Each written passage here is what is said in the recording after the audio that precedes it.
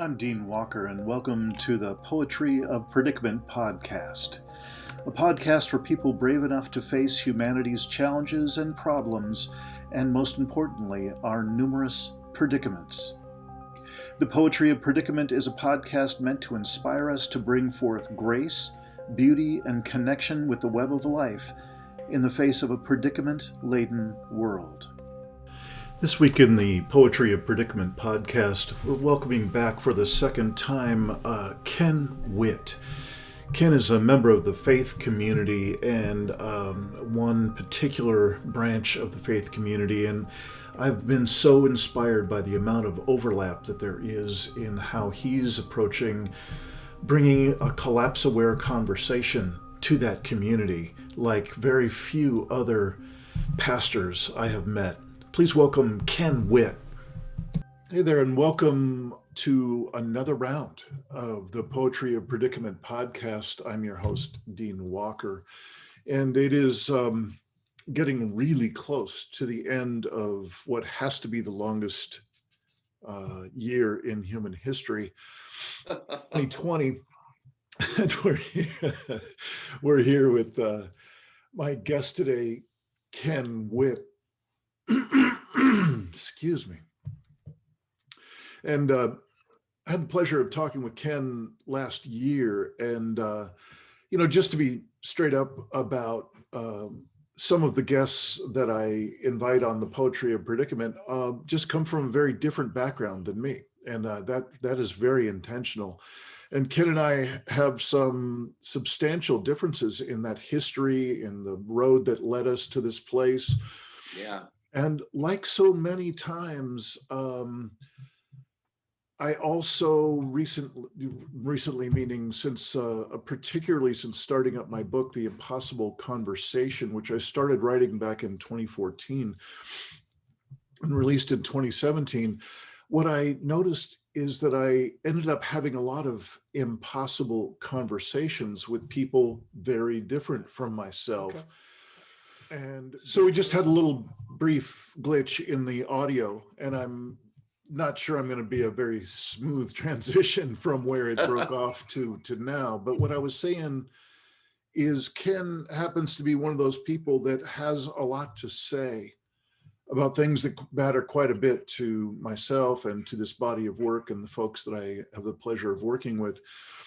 In other words, we're in times like no other in human history. It demands a remarkably different level of caliber of participation and presence and awareness than any other time.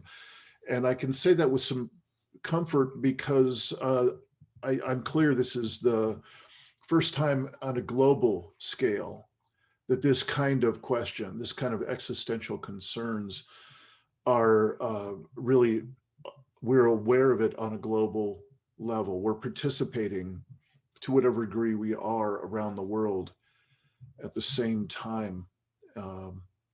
So Ken, I'm really glad to have you back. It's been, as you were mentioning just before, it's been about a year since we last talked, and little did we know then that we'd have this global pandemic. We'd have strife, political and philosophical strife across the USA and around the world. We'd have no less, in fact, consistently more pressure from the environmental concerns that we have around the world. With the predicament has done nothing but deepen, I guess is the easy way to say it. And so I would really appreciate it, Ken, if you would take a moment to recount a bit of what you recall from who you were a year ago. My goodness. What you might have been sharing, what kind of activities you were up to, what were the big projects on the horizon, what we might have talked about. Because I'm sorry, I have to admit, I did not review our previous interview to prepare for the day for this question. Me either. But if you could just remember as best you can, and it's meant to then shift to who are you now? What are you called to now? What are you seeing in the time since we talked last And I just really look forward to hearing what you're up to. So Ken, welcome, and if you don't mind, start to nudge your way around those questions. Wow, thanks, Dean. It's great to be back with you. One of the things that we both are so aware of is how much change there has been in our lives, in our work, and in the world since a year ago. Let me say quickly that when we talked the last time, I was about a month from sending my author's version of my book to the publisher. And then there was all kinds of work that had to happen after that. But as a matter of fact, God is just love, building spiritual resilience and sustainable communities for the sake of our children and the creation is now available. They just started printing the hard copies. The soft copies are available from the publisher and from me. They can find information at the website, which is arrived at simply by typing in God is Just Love, one word, .com, and you'll find lots of information. So I won't say more about that right at the moment. So Ken, I just wanted to stop you for a moment to just affirm for you that I'll be happy to put all those links in the show notes. I'll have Perfect. you well represented there in the show notes for people to check out.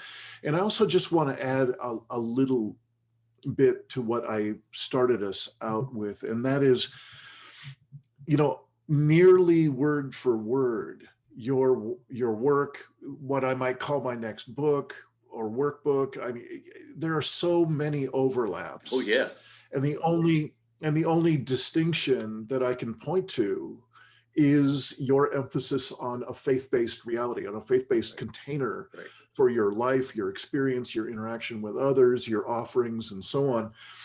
And this is, about the only thing that really sets us, and I don't want to say apart, it's just distinguishes two different tracks.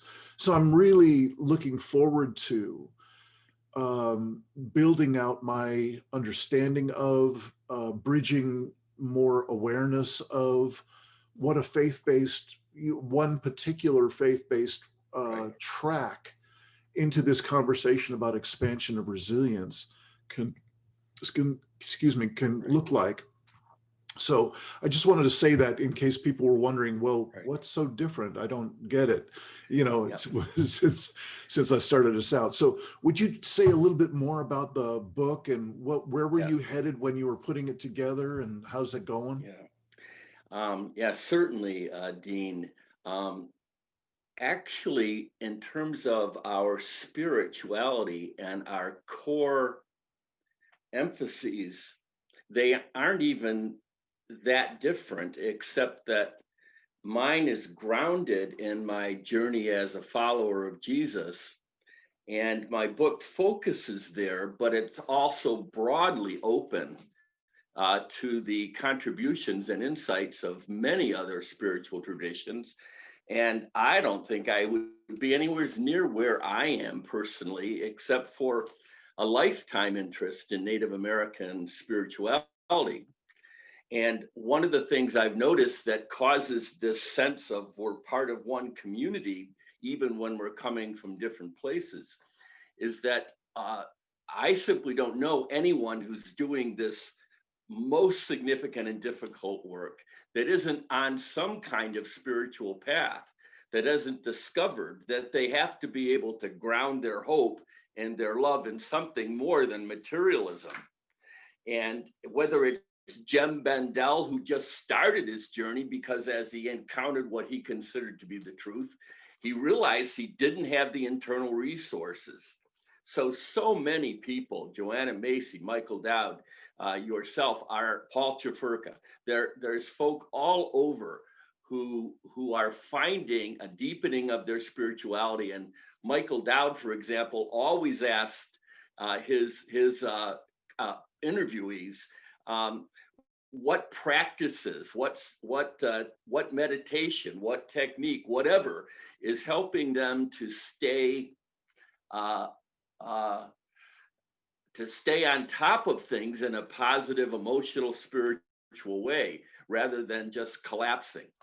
And so really, the the difference is we all have a tradition. We all have, or we have to find one.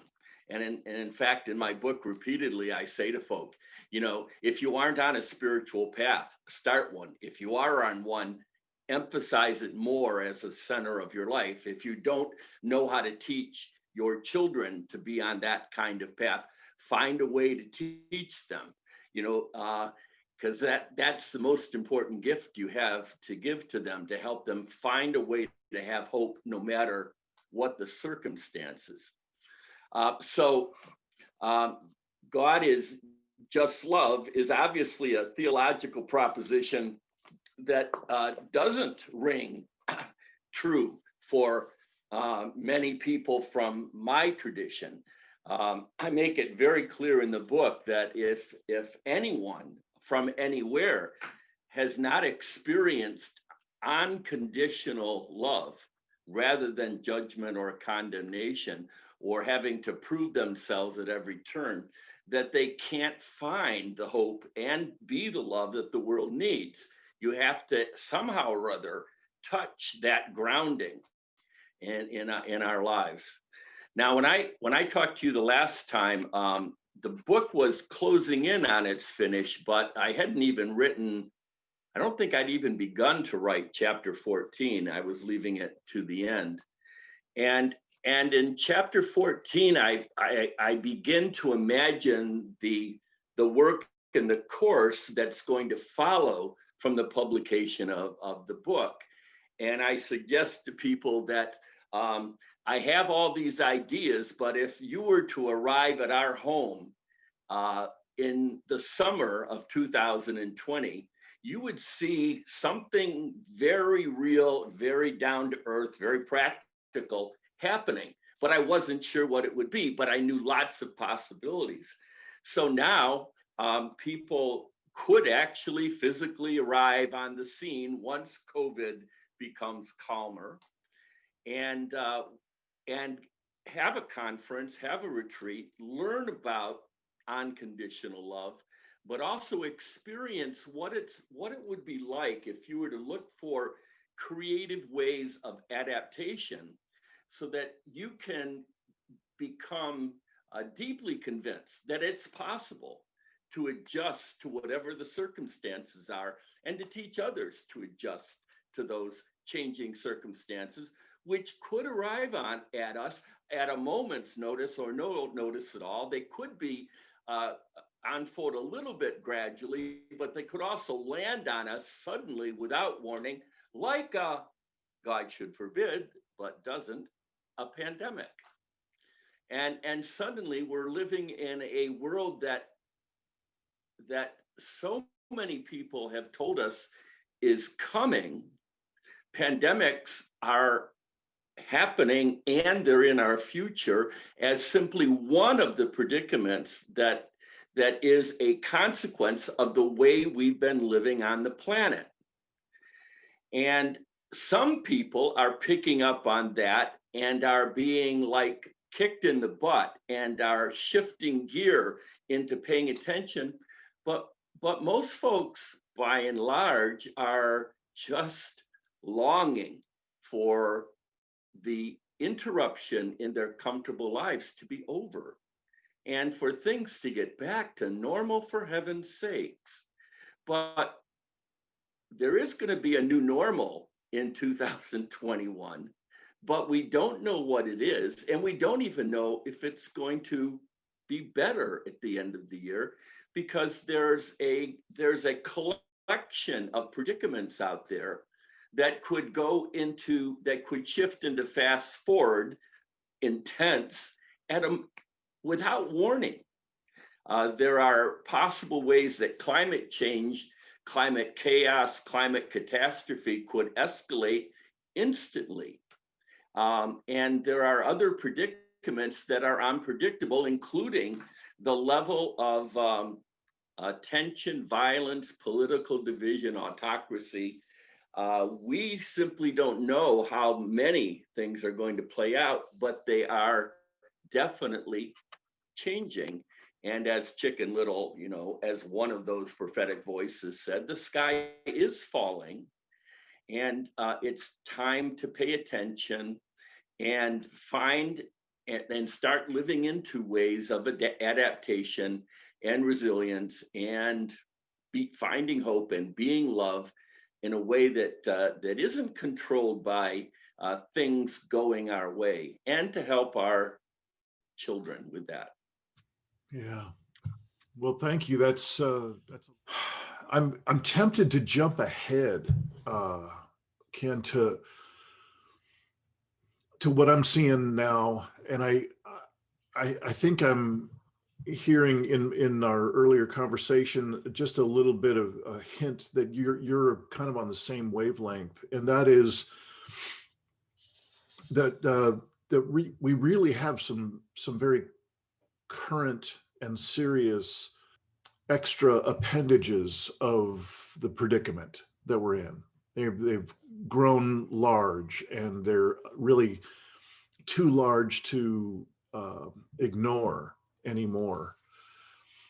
And those are the kinds of things like more than half of this country living on less than a living wage and having no health care, or desperately underinsured and calling it health care.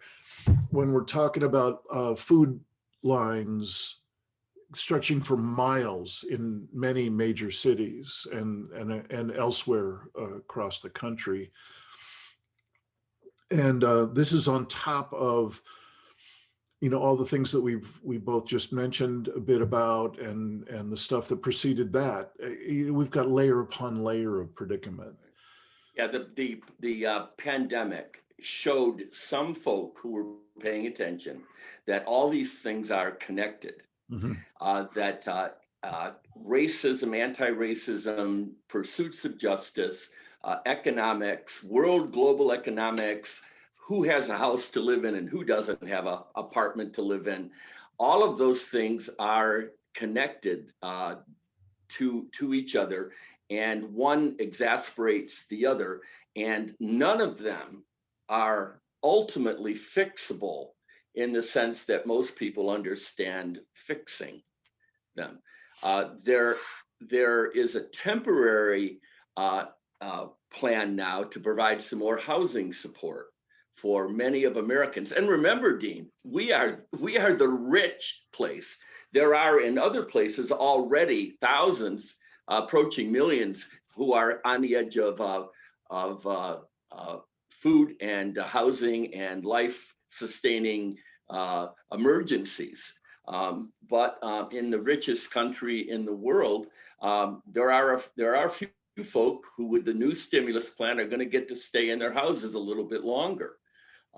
But that is not a sustainable plan. We can't keep spending trillions of dollars and then keep not addressing the core problems at all. And you and I are probably, I assume, happy, glad.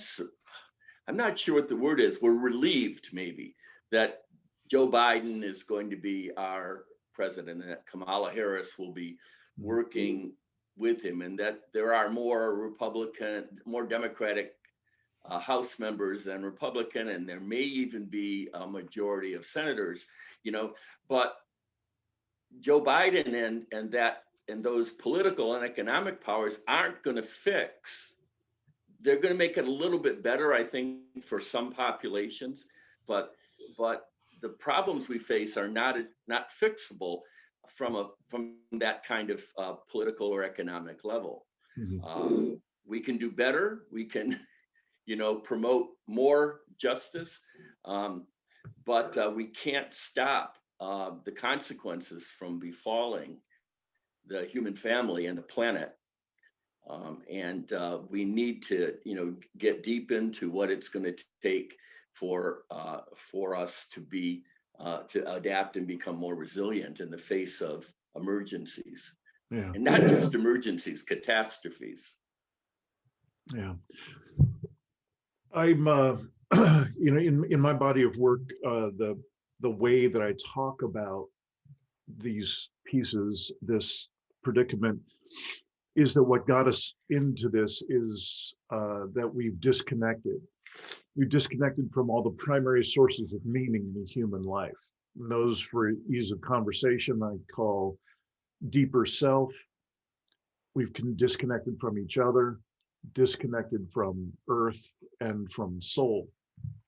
And so that seems to fit pretty closely with what I was just hearing from you, with like that systemic overview that you just gave us. And what I'm curious about is there anything in your work about how we might find a way to connect with other people?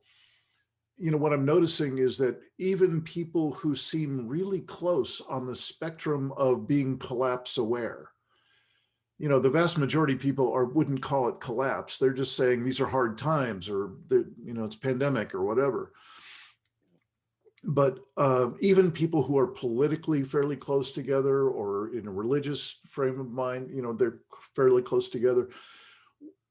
There are a number of different pockets of our world that it's one thing that we have so much separation when people are very different from one another on any of those spectrum.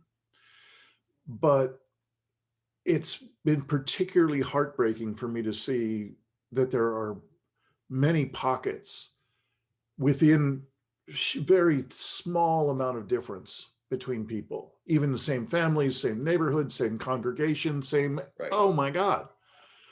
And there's this polarization, there's this deep separation, and even this antagonism, this, it even gets to the level of hatred and so on. Yeah. I'm curious how, in your body of work and your approach, how are you nudging people toward that kind of reconciliation, if you will, or reconnection? Well, in the subtitle of my book and in the book itself, there is an emphasis over and over again on the importance of establishing sustainable, resilient communities.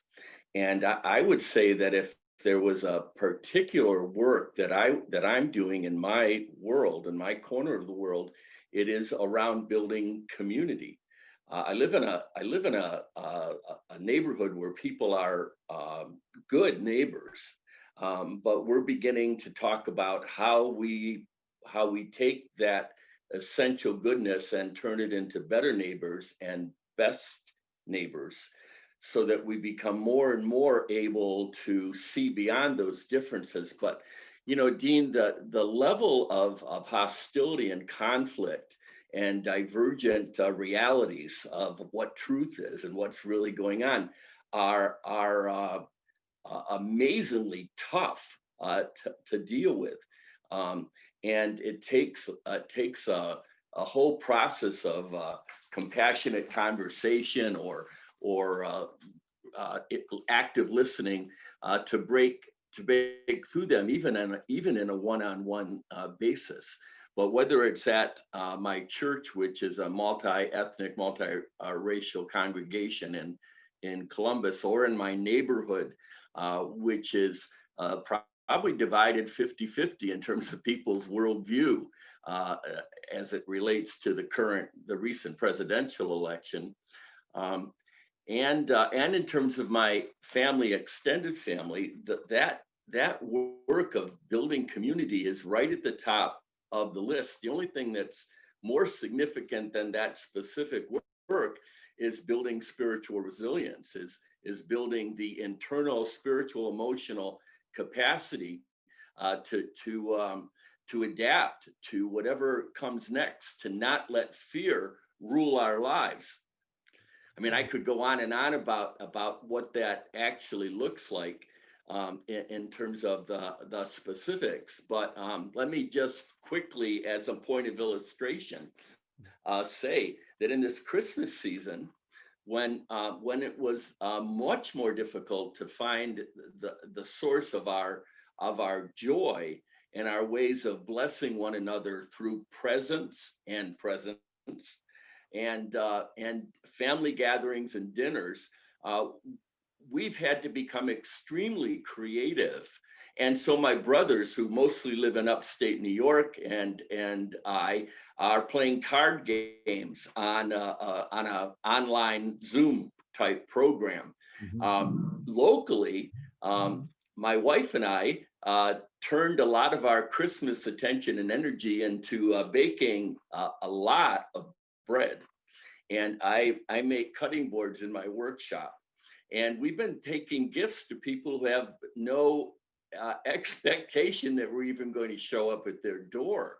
And the joy and pleasure of giving and forming a bond based on a simple kindness is something that no matter what else I'm doing, they might invite me to present my book at some big speech. Somebody might interview me on a podcast, whatever. But no matter what happens, I hope that we are going to continue to simply be kind, compassionate, loving people, and to find very practical ways of living that out. So that's part of my answer. But we're also trying to figure out how, well, we still can't do things on live in person, how we can have seminars and all that kind of work.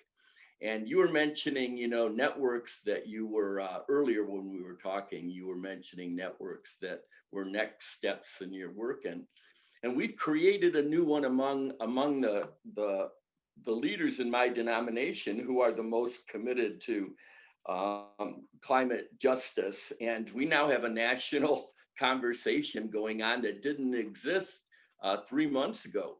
And we've created this Baptist resilience and adaptation community to create support groups for frontline workers, whether they're lay people or pastors, who know something of what's going on, but are feeling isolated out there in the trenches, to provide support for their work.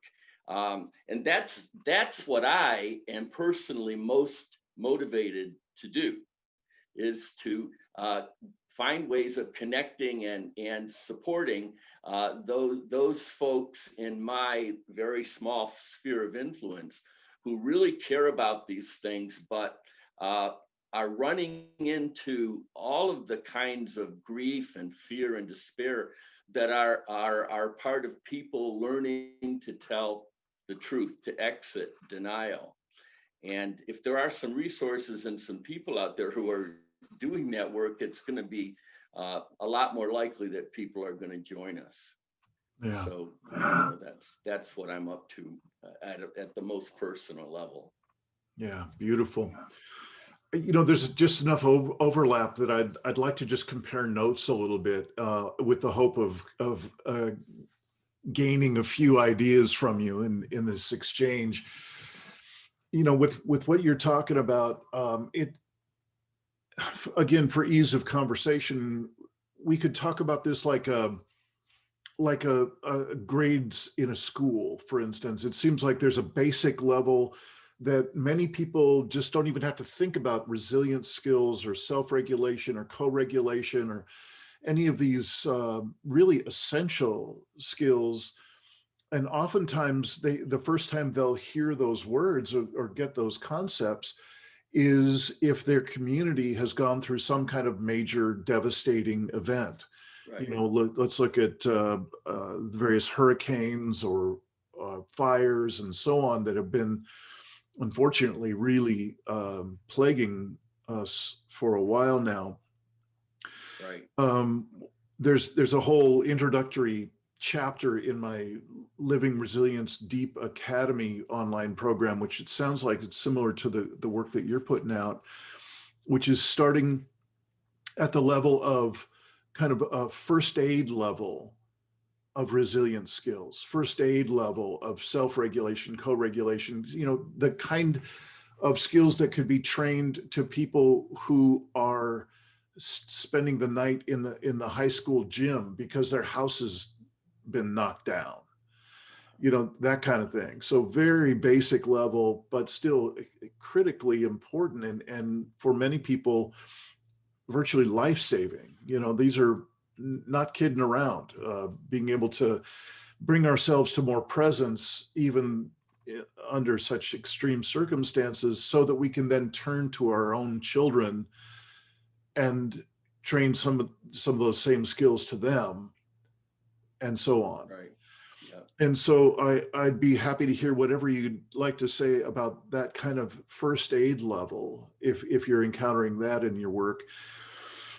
And then the next level up, I'm my attention is drawn mostly to how easy it is to point at the work of Bob Doppelt, and Transformational Resilience is his book, and his now pretty strong national association. They'll have conferences, or they used to have conferences before we can no longer have conferences. And what that meant was something a notch more engaged than that first aid level. And that's really finding and developing and building out inner resources, like coming up with a sense of declared purpose, and how to have elements of our life lined up in a clearer way that we really, most of us are not called on, or we don't give ourselves the space to do this kind of inner work and sorting out, in terms of what's often called the purpose-driven life, which turns out to be one of the most powerful inner resources we can cultivate in ourselves.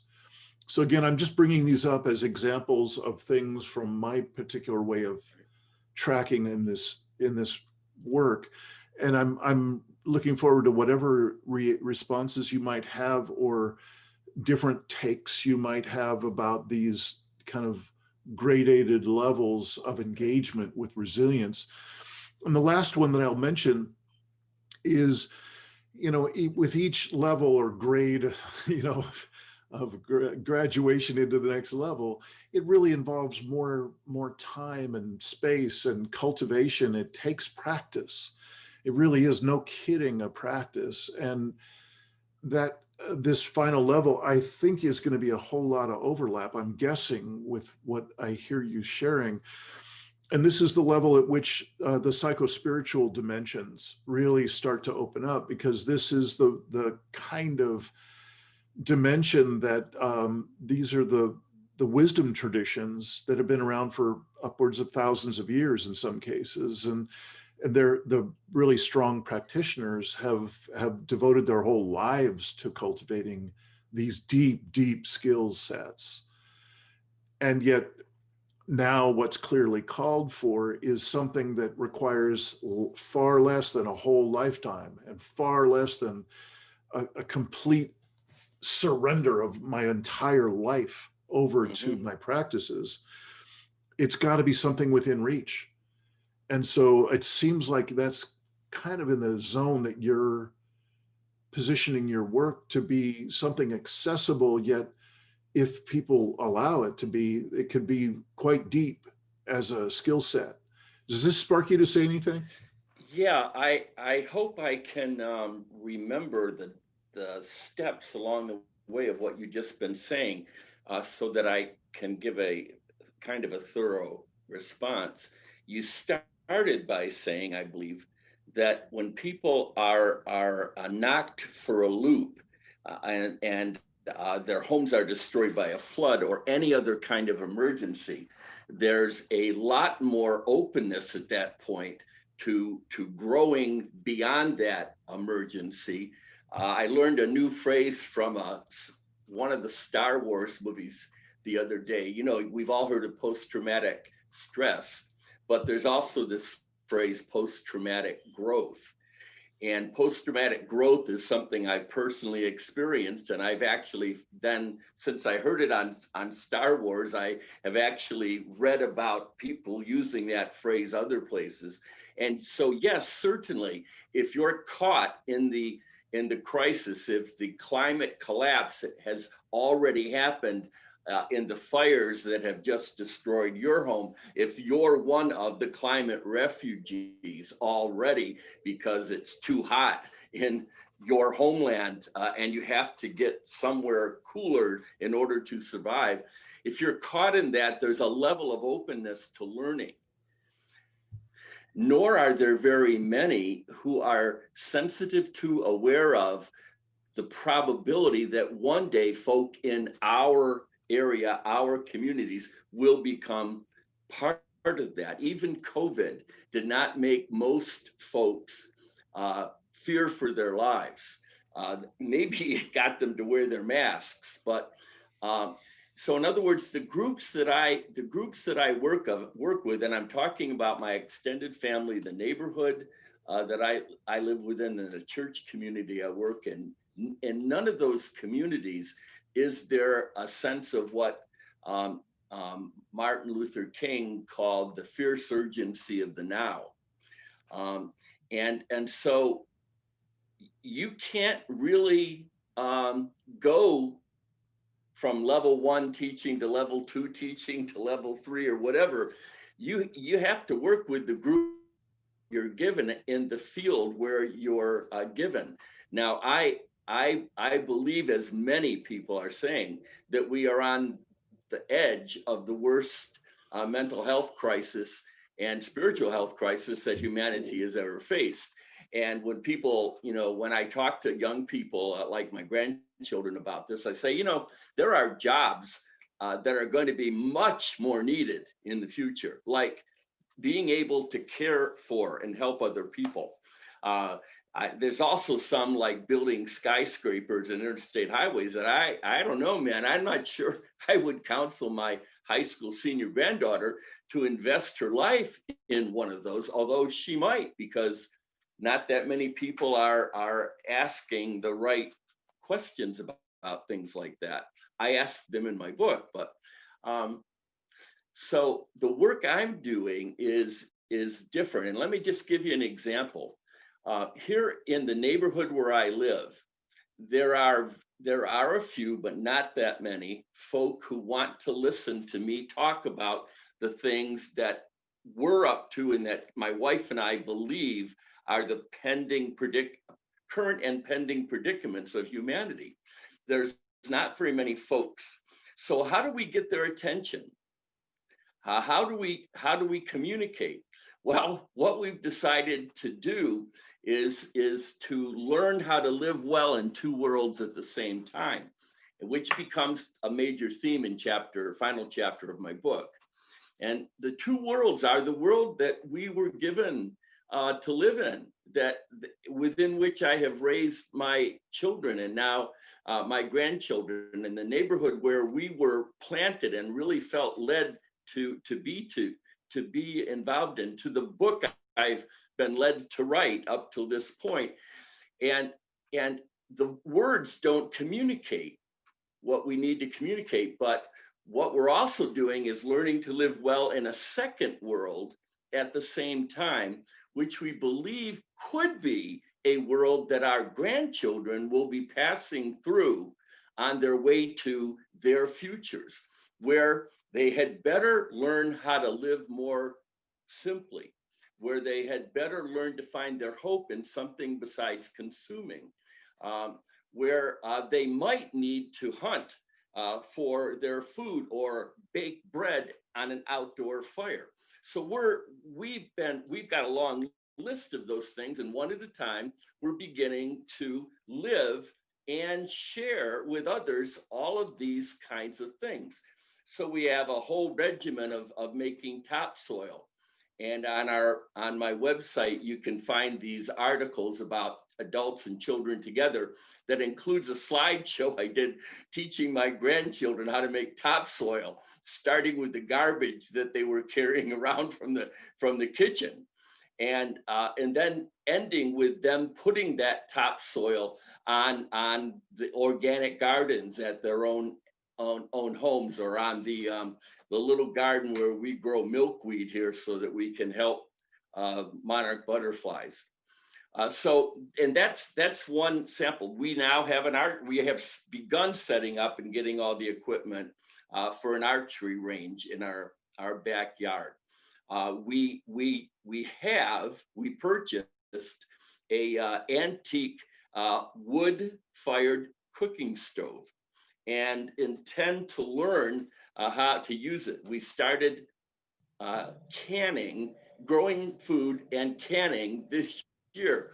It takes a while to learn how to do some of these things, so you kind of need a head start, getting ahead of the time you need it. And it's not because we're certain that anybody's going to need to know how to do these things. What we're certain of is that people are going to need to know that they can change and adapt and learn new skills, and they don't have to feel hopeless all the time. They may not be able to solve the entire energy crisis of the world, but they can learn various ways of living without electricity, providing all of our energy for running our homes. We are in the process of installing a wood-burning heating stove instead of just the propane that currently heats our house. We want to put in a hand-powered water pump. I don't know if we'll get the money or figure out a way to do it, but we have this list of things, and every once in a while we start one, and we actually make progress. My wife now has 2 looms, hand looms, for weaving cloth and making rugs. And it actually goes on and on with things that we've started to do.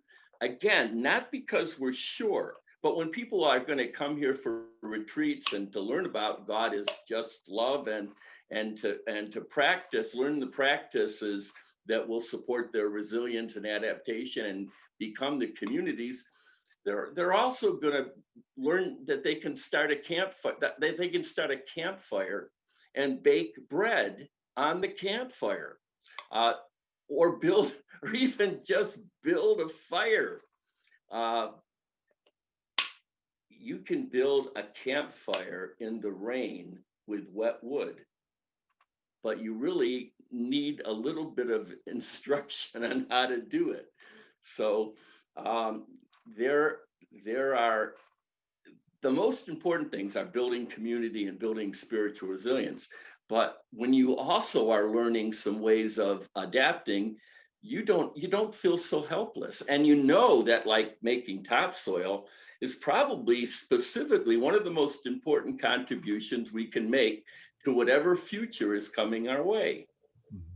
And again, that in that little video or slideshow I did with my grandchildren, we give some of the statistics about the depletion of topsoil and how topsoil is one of the primary reasons that civilizations have fallen throughout human history.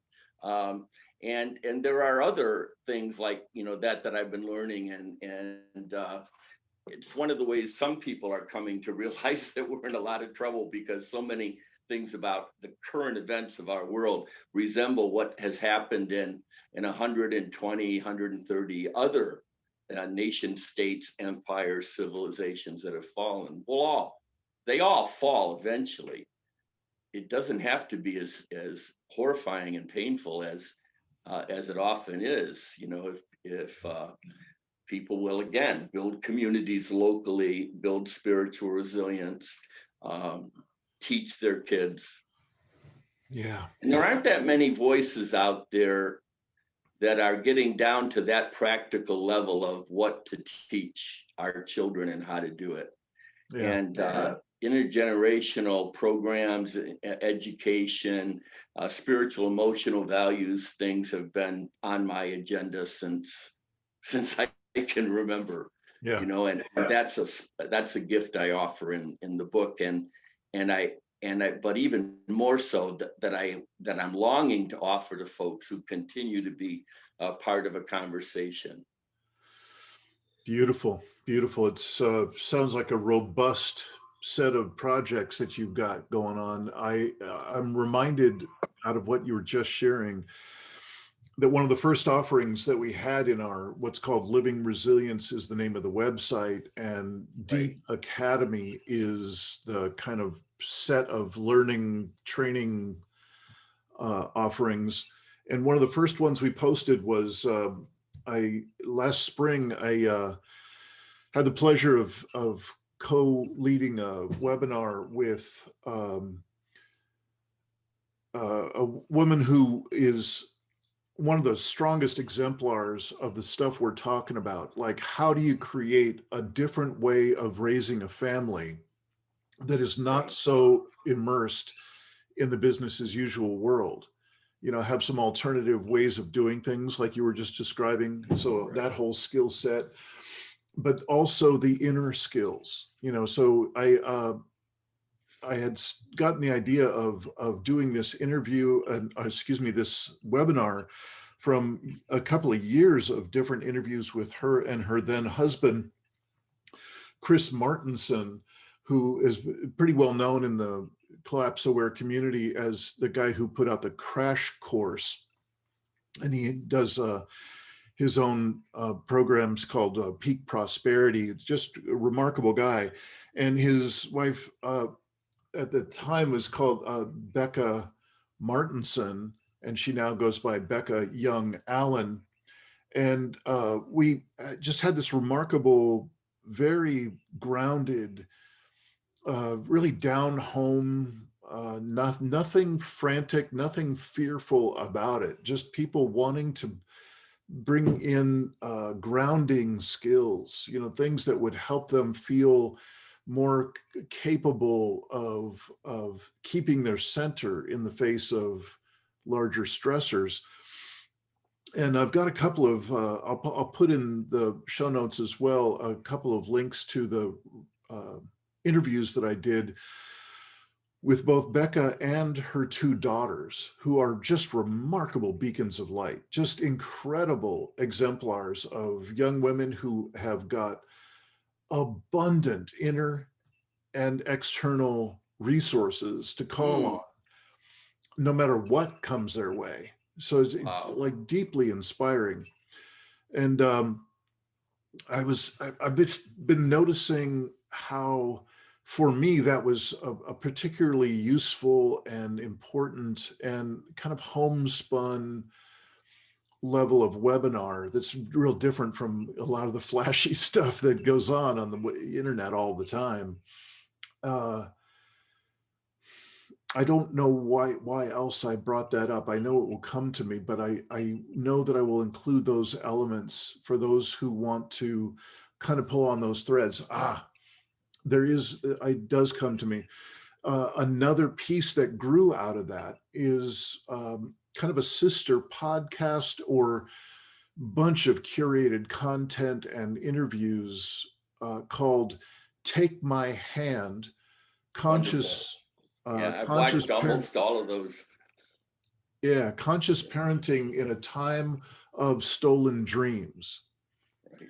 And that was really an outcome of that first set of interviews with Becca and her young daughters, and also what's grown out to being you know, dozens of different conversations with parents who are collapse aware, and they don't want to BS their children that the things are going to be going along the way that perhaps you and I grew up in the immersed in the mythology that, well, the future will always be that much better for the Right.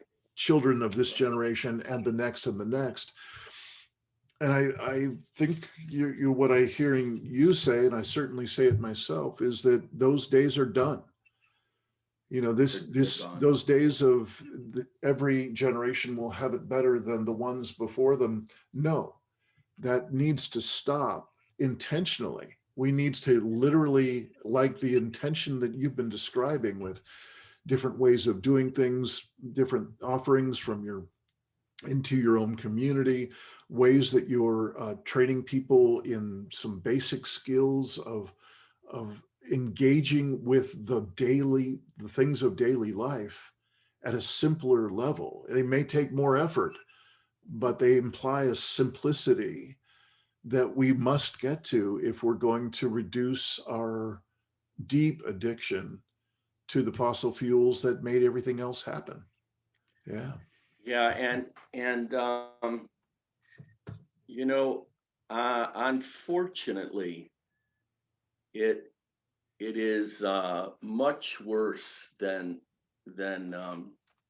what you just, I think, described as, we have to simplify and we have to reduce our dependence on all this luxury and abundance, what Michael Dowd and some others call the Homo Colossus, the lifestyle. Um, there, there's an enormous amount of loss, grief, and suffering ahead. Um, and if I was talking to families from, I mean, from almost anywhere, Bosnia, where the children of war suffered, you know, um, uh, South America, where they're really lucky. The friends I have in El Salvador and Nicaragua and Chile and Mexico, they just hope they can put food on the table and maybe pay for the school uniform.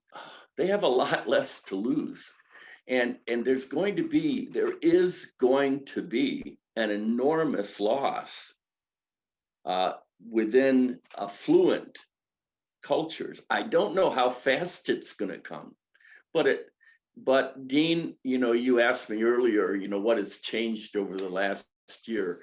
I When I finished writing my author's draft of my book and sent it to the publisher, I had shifted my thinking from, I need to help get my great grandchildren ready for something that's really going to smash them in 50 years. And then I was thinking 20 when I finished the book. And then when the COVID began to hit and you began to see the intersection between economic crisis, health crisis, social justice, racism crisis, violence crisis, political authoritarianism, totalitarianism crisis here and around the world, you got to see it. I'm like, I would be really grateful, Lord, if I could have 2 years to work with my grandchildren. Yes. And to hold on to them and to accomplish what I can accomplish, whether that is getting them ready to survive or simply getting them ready to pass through whatever comes next. And I mean, you probably know all this. Many folk don't have any idea, but there are 5 or 6 pending predicaments that scientists simply don't know how bad they'll get or how quickly they'll get how bad they'll get. But you take the ice falling off the Antarctic continent, and you take the fires and climate change in Australia, and you take the depletion of the rainforests, and then you look at the Arctic ice melt and the possibility of a blue ocean event. In other words, no ice in the Arctic within 20 years, they used to say, 100 years, they used to say, maybe next year now. And the different consequences of those things, the release of methane gases, which are really bad for the carbon problem, and the release of stuff that will once again threaten the ozone layer. I mean, you simply can't count on anything being the same for any amount of time. We have messed this over. I believe, as I think many people do, that it's not about blaming someone, which is what we do on the political and economic sphere. It's always somebody else's fault. we are literally all in this together.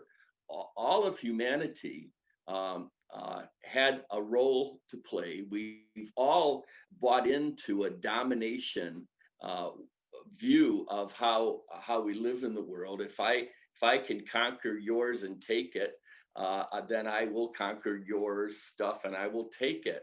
And we have a very mistaken understanding of what it's like to live on the planet that's been the human race's thing for 10,000 years, but not everybody's. I mean, you have indigenous cultures which know that they must, and somewhere along the line somehow learn that they must relate in harmony to all of the creation. And of course, my faith community, Christianity, I think teaches that same value, but most of it teaches the opposite. Most of Christianity and a lot of other religions teach about domination. They teach autocracy. They teach about male dominance. They teach about hating some of your neighbors. They just pick out different ones.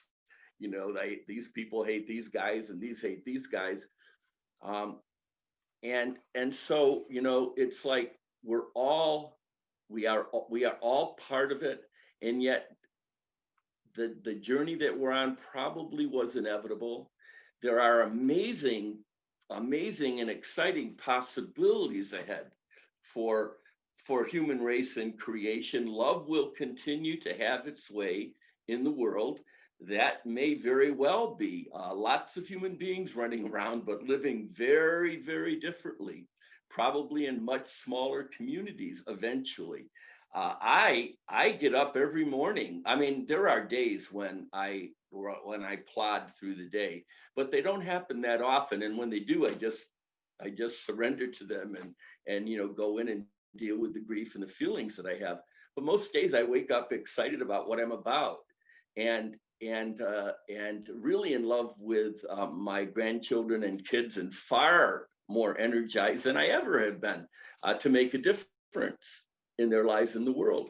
And I think that I and many other folk like yourself have the capacity to show many folk how to live well, no matter what. And I know that, for instance, Brian McLaren is one of the most famous Christian writers in the world, and David Gushee is another who wrote forewords to my book. And what was really cool, they didn't really describe the book that much. They described me.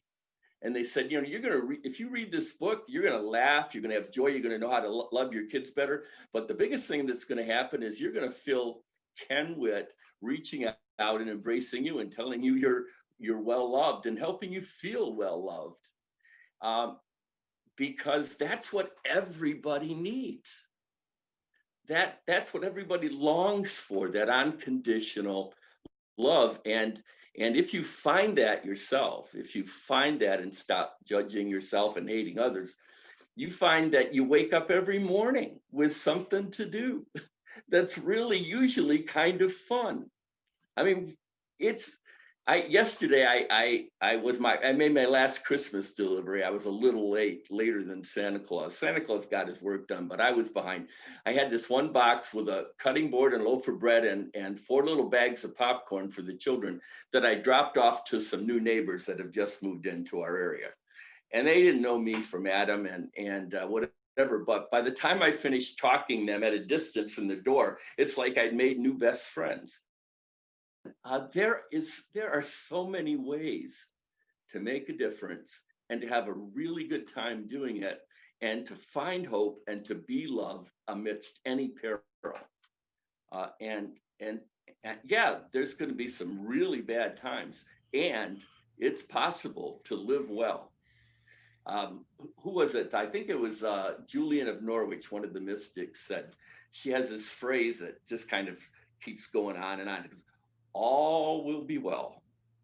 All will be well. And all the things in the world, they all will be well. It is like, oh my goodness. And she's speaking from this heart that she's like totally in touch with the nature of reality. Mm-hmm. and I believe I am also, not always, but as often as I want to, as often as I'm willing to do meditation, prayer, action on behalf of others, I all is well. And it's possible to get that message, and share it with others. Yeah. Ken Whitt, it's staggering to me how in the course of a year we went from being pretty pretty well aligned, a few differences here and there, and just enough to keep it very alive. And I got to learn quite a bit, and in this round, every piece of that just went to the next level. I just see so Yeah. much parallel. Yep. What I can see is that there is so much of that essential resonance that, if I'm there's a broad range of people that I interact with about this kind of work, and what I can see is that I am not equipped. I literally just don't have the competency to have the conversation couched in a faith-based way. I just don't have that experience, and don't have that competency. And so I just feel thrilled that I can very comfortably suggest people head your way if they find themselves in need of that context for their You know, version of right. resilience.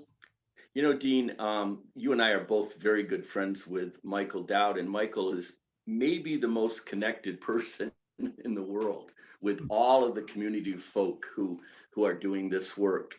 And when I visited with him the last time, he said, there are not that many Christian voices out there who are speaking, and that's, I think, why Brian McLaren and David Gushyak, who are two very popular Christian writers, decided that they had to do forward reviews, introductions to my book, because they picked up that there was something unique here. Yeah. And then I've been picking up, as I've gone out there, that it's not that hard to connect to other people who are right on the edge in my world, in my sphere of influence, within my American Baptist community. Um, they may start the conversation from, there's a climate crisis or emergency, but we sort of like have plenty of time.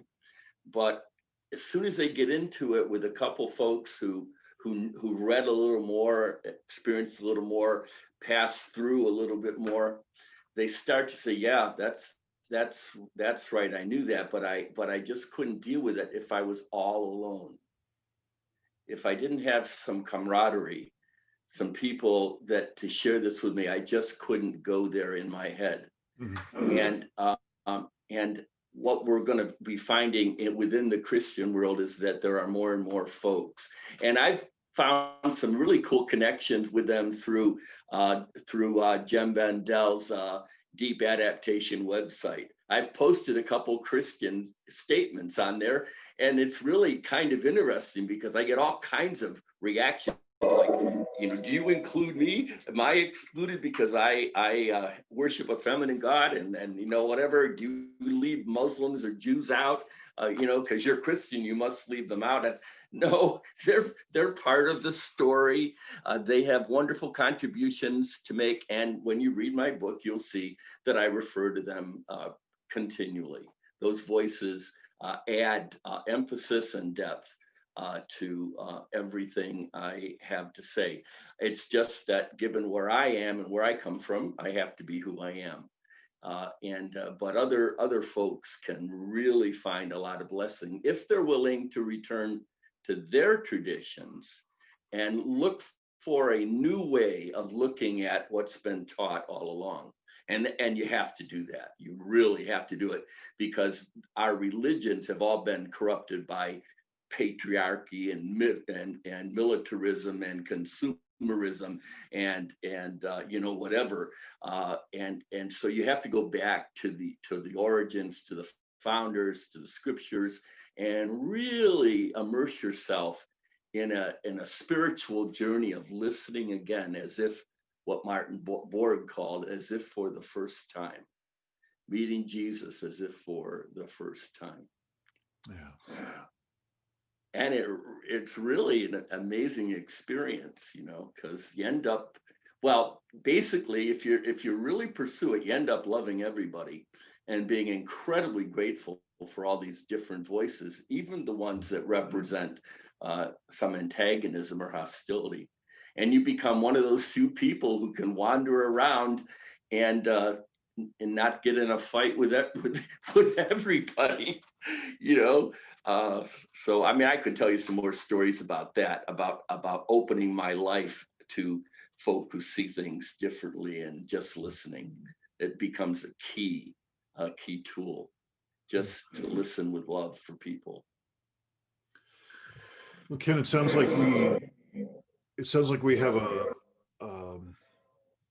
second round of conversation to have, kind of the next level, next grade, if you will, where we can share some notes about what I would call the transformative level, the truly transformation. I know the word transformation is used a lot. It's it's so co-opted. You can buy socks that are going to transform your life, but I think that there's some element that you're describing, that in particularly the last piece you said, that seems to overlap with an area that I'm involved with a lot, because that's really my background, is in transformation-based training for both individuals and groups.